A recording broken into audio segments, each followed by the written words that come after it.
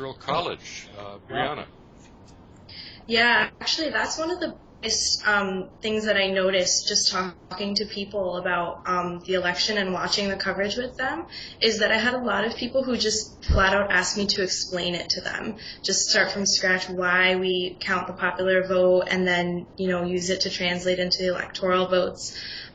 So they don't really, I don't think, understand why we do that, and I think to a certain extent a lot of Americans don't understand why we do that either. So it's a little bit sometimes difficult to help people understand.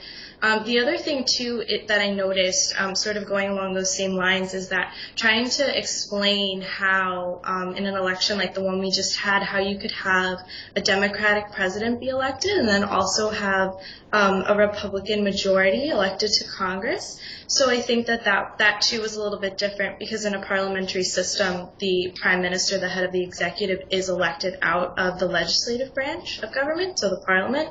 So that too was a little bit strange for, I think, some people to sort of grasp. Definitely. Paulina, what about Turkey? Do Turks understand this hybrid system we have, popular votes and electorals?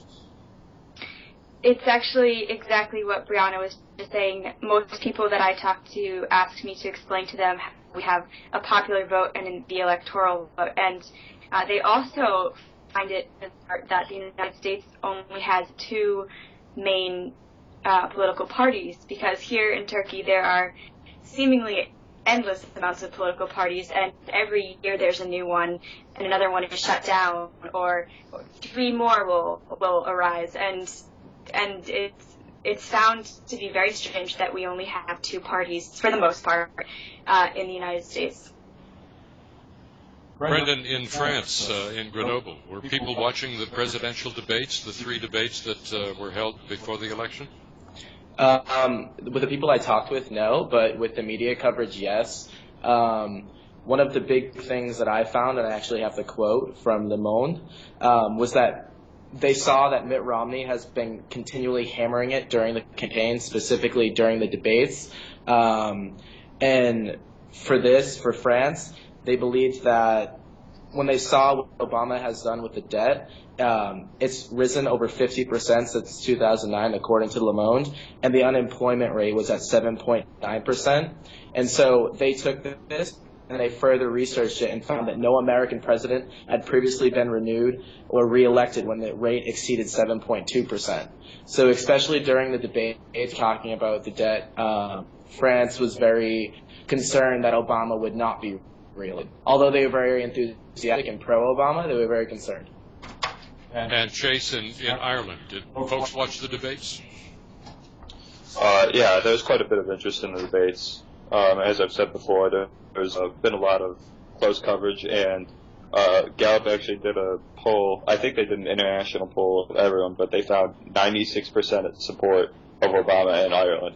So it's pretty overwhelming, and I don't think the debates were going to really shake that, because there's such a close tie between the Irish and the Democratic Party ever since JFK. What about the importance of social issues, the prominence of social issues in our election campaigns? Do you see that same thing in your host countries? Brianna? No, definitely not. One of the things that I had asked a coworker of mine was, what do Australians think about the issues that we talk about? And the one thing that he said was that in Australia, people basically just accept that people can make their own decisions about marriage, about abortions, about birth control, everything like that. So there's, like I had said earlier, there's a lot of confusion and sort of uncertainty about why Americans are so focused on it, because they just have sort of accepted that people are individuals and make their own decisions. Paulina, in Turkey, social issues in politics, do they take the same prominence, the same role that they do in American politics? I don't think so, no. Especially issues that came up during the U.S. election, such as gay marriage and abortion and other various women's rights, are still topics here that are discussed on a lower level, and people think about them, but they are not commonly discussed in the open, and that's something that when I was talking to people and telling them about the social issues that were coming up in the U.S. election, they were a little bit surprised that those were the issues coming up instead of global issues such as the Syrian crisis or the Euro crisis. And so, yeah, definitely did not come up this year. Brendan, what was the most interesting, provocative, surprising question that anybody in Grenoble asked you about the election? Actually, that came from my host family when we were talking exactly about social issues. My host had asked me why I was pro-Obama, and I was saying of how accepting his policies were. And then he asked me more specifically, and I explained to him the gay rights, and because right now in France, that's a very, very big issue because they're deciding quite soon whether or not the homosexual couples, that should be legalized along with adoption. And so that was probably the most surprising. We got into a pretty big argument because the French love to argue. So our dinner went from an hour to 3 hours very quickly. And in fact, if you watch French television, there are a lot of arguments on talk shows that seem to go on all night. Yeah, that conversation could have went on all night, but I told him I had class early in the morning. Chase, what about the most interesting question you were asked about the campaign? It was about Obama's position on abortion, which is that he's pro-choice, and the person I was talking to was quite skeptical about that, because historically social issues have been tremendously important in Ireland. Contraception was only fully legalized in the 90s. Legalized in the 80s. Divorce was legalized in the 90s. There's been censorship. It was quite a Catholic country up till now. So pretty much the social positions of the Democratic Party are of pretty great interest because generally Irish people are a little bit more socially conservative, even though they have a very close affinity with the economic policies of the Democratic Party. Melina, Istanbul, most interesting question you were asked. I've been thinking about this, and I have to say I'm not sure if the question was something I was entirely surprised by, but a lot of the students who I talked to asked me how the United States was so split on this election and why anyone is voting for Romney. And I would try to explain, but it was a very shocking thing for them to understand that the election was actually very split. It was not a landslide in favor of Obama. It was very split. And for people here where there was a poll done in October where 96% of the country that was polled were in favor of Obama could not fathom that Romney was so high in the polls preceding the election. And Brianna, most interesting question you were asked. I don't know if it's interesting, but I think the most surprising question that I got asked numerous times was, who did you vote for? Because America took the idea of the secret ballot from Australia. We have the Australian ballot system that's supposed to be totally confidential. So I was really surprised at the amount of people who just came right out and said, who did you vote for? And just wanted to know. And they didn't try to hide it. One of the things we always watch for in international relations is not only the state-to-state relationship between the United States and other countries, but the personal relationships, the personal diplomacy between a president and foreign leaders. Your sense of what that looks like going forward. Paulina, we'll start with you and Prime Minister Erdogan. What's that relationship like? Obama is received extremely well here, especially by the foreign ministry and by the Prime Minister Erdogan, and they've had a very strong relationship over the past 4 years, stronger than in previous years, especially during the Bush years. So Erdogan and the foreign ministry both released statements in favor of Obama once again, and on a personal level, do have a very good relationship. They're frequently in contact, whether it's a phone call or otherwise, almost every day or every other day, based on the fact that their foreign policy agendas are actually very similar at the moment. Brendan, in France, any sense of the relationship and what the French think of the relationship between François Hollande and Mr. Obama? Well, Hollande is socialist, so he's a lot more liberal and a lot more accepting than Sarkozy was. I have a quote from an article on Le Monde that says that Obama's victory is a sign of undeniable triumph of a new America in the 21st century, multiracial, multi-ethnic, cosmopolitan, and turning its back on centuries of traditional racial, sexual, marital, and religious. And it's also known that Hollande wrote a personal letter like many other leaders around the world, and he wrote to Obama that this is an important moment, not just for the U.S., but also for the entire world. So I feel like it's a very, very good relationship that I have. Chase, Ireland has a prime minister. In Irish, they call him the Taoiseach, Enda Kenny. Relationship with Obama, what's it like? What's it look like going forward?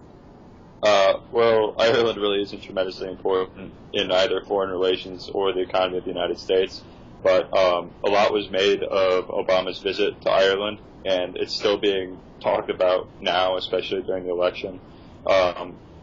Irish people tend to kind of exaggerate or overinflate the importance of Obama's ancestry in Ireland, and he has a distant cousin that has become pretty famous as a result.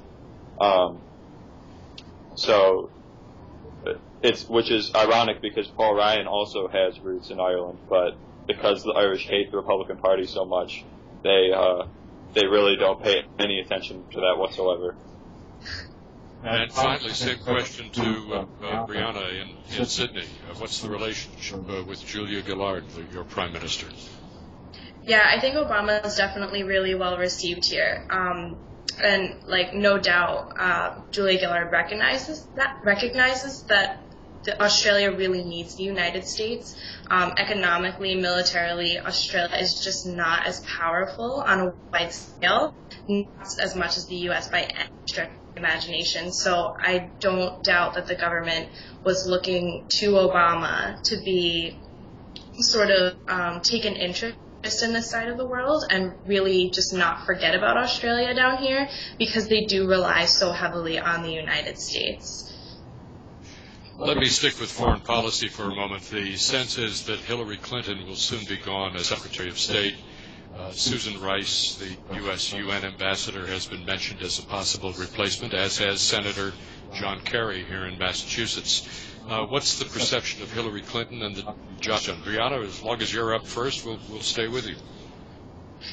Yeah, I think just, again, a lot of uncertainty.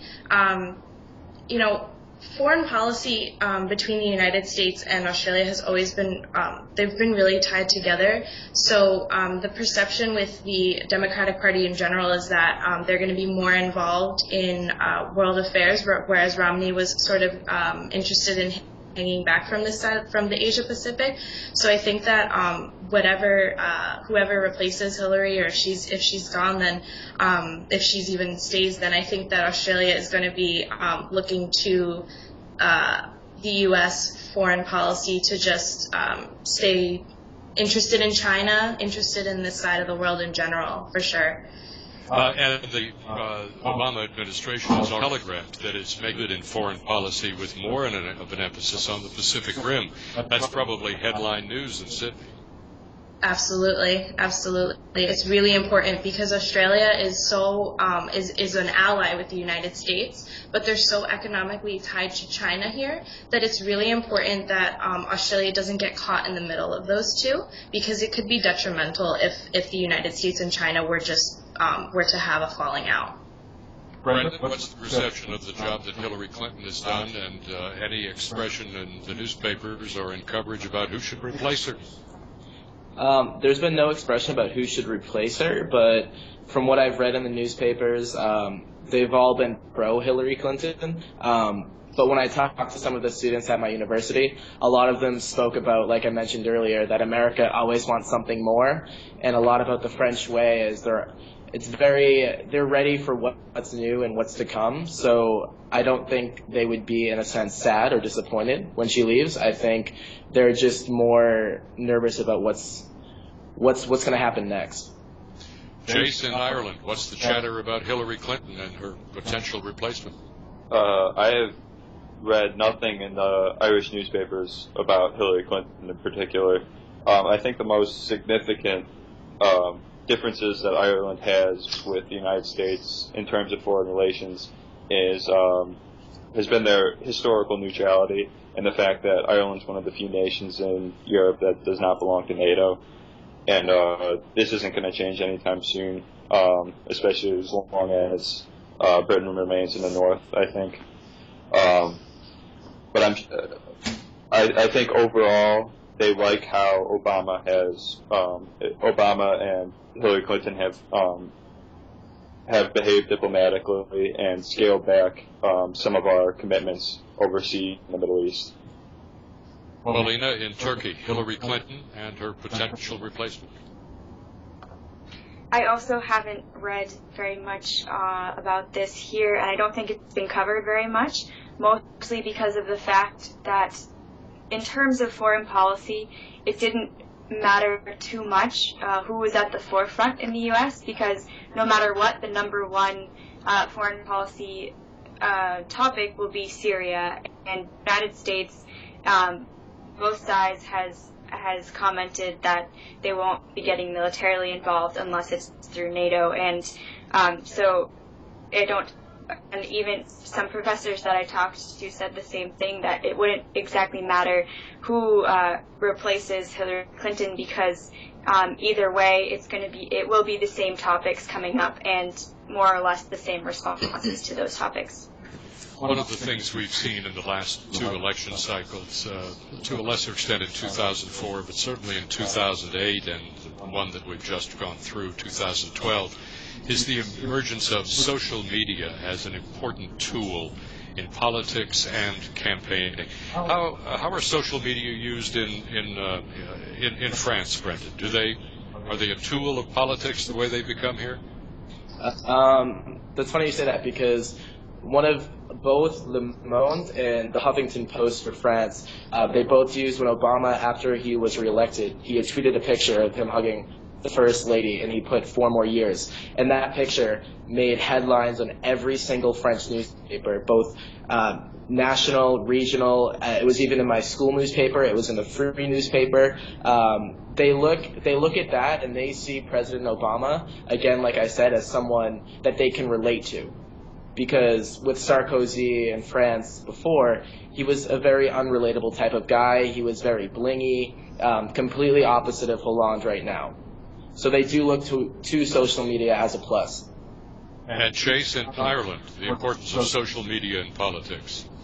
Lately we had a referendum on provisions on the family and the extent to which social services can intervene. And it was a pretty massive public campaign, including social media. I had all over my Facebook, there would always be ads about vote yes on the referendum or vote no, all over the sheets.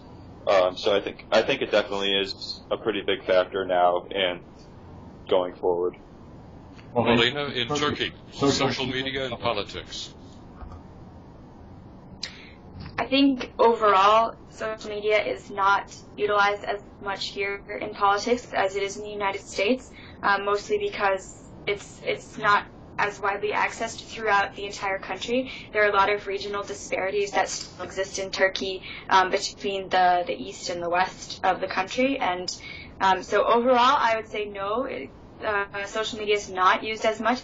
However, it was very interesting that the election event that the United States Embassy in Istanbul put on was entirely based on social media and following through social media the election coming from the United States over Turkey, and that was the most I saw social media used here, but in general I would say no, it's not used as much. And Brianna, in Australia, social media and politics. I would definitely agree that it's not used nearly as much. I mean, I think Obama definitely took social media and ran with it 4 years ago, and I think he definitely did that again, as Brendan was saying, that photo that he put out of him hugging his wife after he won, definitely same thing, went totally viral. The one interesting thing, though, is that in Australia, since there's such a significant time difference, I did find that me and that my friends here and a lot of others who were interested in the election tended to be following it through social media because it was much easier to keep up with it rather than trying to find live coverage on TV sometimes. Brendan, let me come back to you. A member of our audience says the French may not have been very enamored of Mitt Romney, but they don't exactly like François Hollande either. Lowest popularity ratings in, 30 years? Yeah. So the thing about Hollande is, in comparison to Sarkozy, he was very normal. He didn't have the private jet. He didn't have the bling. He didn't have the pretty girlfriend. But now what they're trying to see is he's too normal. He's too relatable. He's not what they thought he were going to be. Also, one of the policies that I was reading up on for Hollande was he wanted to allow foreigners to vote in local elections. So the ability that I could vote in an election in Grenoble, that's one of the big things that people were against. But as far as Mitt Romney goes, he was very disliked among everyone I spoke with. Although they did, with the people that were pro-Romney in Grenoble, especially the students, they did speak that Obama, his CV was nothing too impressive for a re-election. And when I asked them why, they just could not give me a reason. All right. Let me come to expectations for a moment. Certainly, Barack Obama has been re-elected. Does he have a mandate when it comes to expectations and performance, Brianna? I'm sorry, can you repeat the question? The perception in Australia about Barack Obama going forward. A, the Australians believe he has a mandate, and B, are expectations so high that they're going to be very hard to reach? That's a tough question. I think the United States, in some ways, is a little bit behind the times, especially in social issues. I keep coming back to that because Australia sort of has that all sorted out, and I think healthcare is the biggest thing that's in a lot of people's minds. Australia has a system of universal healthcare for all citizens. It's free and subsidized care, so I think that a lot of people are sort of looking to see what Obama's going to do domestically. And then as well, they're expecting him to be able to pull the United States out of its financial crisis. I mean, Australia sort of, again, another issue that's not really facing them right now. Their economy's not really struggling the same way that the United States is. So I think that they're going to be looking to see how well Obama does with that as well. The expectations issue, the Turkish view, Paulina, can Obama meet them?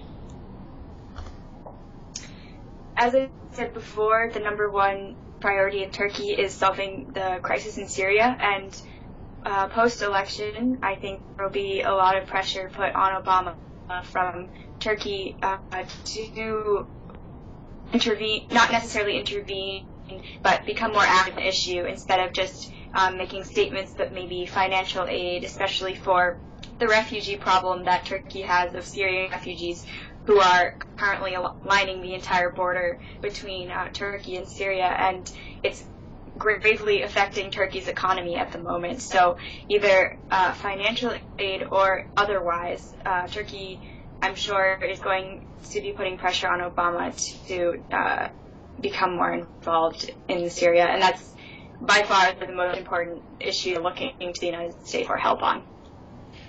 Paulina, sticking with you, this is a difficult part of the world. It's larger than Syria and the conflict there.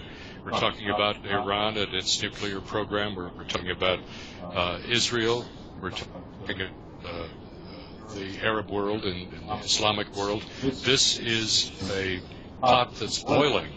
What do the Turks want or expect the United States to do? I'll start with Iran, I think. So, as I also said before, Turkey is a member of NATO, and as a member of NATO, there is an expectation from the West that Turkey will be just as harsh on Iran's nuclear program as the other Western countries have been. And to date, Turkey has not been as harsh. They have criticized the program, but trade and economic relations with Iran right now are still very strong. And that's something that the United States does not necessarily favor. In terms of Israel, Turkey would like to see the United States a little less pro-Israel and more moving towards mediation and helping Turkey to become a mediator in the Israeli-Palestinian conflict. And that was actually a big point of contention between Romney and Obama here. A lot of Turks realized that Romney's rhetoric was very much more in favor of Israel than Obama's, and so Turkey in general is going to be looking to the United States to help form a more mediation relationship between Israel and Palestine instead of focusing so much on Israel. We've been underway now for about 45 minutes in our international conversation this afternoon. I want to begin to move toward a bottom line here. We'll start in Dublin. Chase Gorland, for you, what are the issues or issue that we should be watching for that will define relations between the Republic of Ireland and the United States, and whether President Obama is doing a good job? I think right now, first of all, the fiscal cliff, the biggest concern, and the economic recovery in general. In Ireland, the economy, the stock market dropped right after the election, despite the fact that there was so much support for Obama, and this was in parallel with an even greater drop in the stock market in the U.S. And I don't think that was due to a lack of Irish confidence in Obama in presiding over the U.S. economy. I think that was an economic response to our economic problem. But I think following the election, now people are going to be concerned that a Republican House of Representatives is going to be blocking whatever attempts Obama makes at solving our need for more revenue in order to take care of the deficit, and while continuing to stimulate the economy to keep us from falling back into recession. Sticking with that for a second, Chase, no economy exists in a vacuum these days. It's an international economy. Would the Irish like to see the United States step in and be more active in solving the euro crisis? I don't know how they would feel towards solving the euro crisis in general. I think basically that they believe that if trade is going well for both sides, then everyone is going to benefit. For Ireland itself, the economy is largely dominated by pharmaceutical companies and software programs. So these are a lot of companies like Google and all our pharmaceutical companies in Ireland. So when they're suffering in the United States, they suffer over here too. Brendan, in France, the issue or issues that will define relations between the French government and the Obama administration going forward, what to watch for? Right now, the biggest issue in France is the social injustice with homosexual couples, adoption. So right now, in all of the newspapers, they look up, I believe, in a sense, to Obama in his accepting ways, and they see America as a possible pedestal that they see themselves hopefully moving towards, hopefully with the voting on those decisions. They also see that Barack Obama has succeeded where all the other European partners have failed. Le Monde writes that he has retained the confidence of his citizens despite the global economic slump. Sarkozy, Berlusconi, Brown, Zapatero, all of these leaders were swept by the colossal debt dug by the recession and soaring unemployment. So they see that Obama has succeeded, and hopefully he'll go even further. What about race in politics in France versus the United States? Are we in a post-racial age in our political system here? And compare that to France.